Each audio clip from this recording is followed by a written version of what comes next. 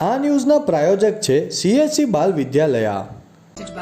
લાહોરી ઝીરા, હર કોઈ પીરા લાહોરી ઝીરા. નાણામંત્રી શ્રી કનુભાઈ દેસાઈના હસ્તે સરોધી અને વસિયરના નવનિર્મિત રેલવે ઓવરબ્રિજનું લોકાર્પણ કરાયું.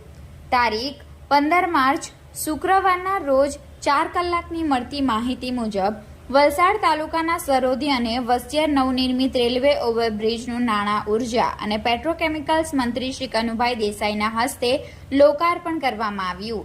સરોધી રેલવે ઓવરબ્રિજ ₹39.42 કરોડ જ્યારે વસિયર રેલવે ઓવરબ્રિજનું ₹43 કરોડના ખર્ચે નિર્માણ કરાયું છે.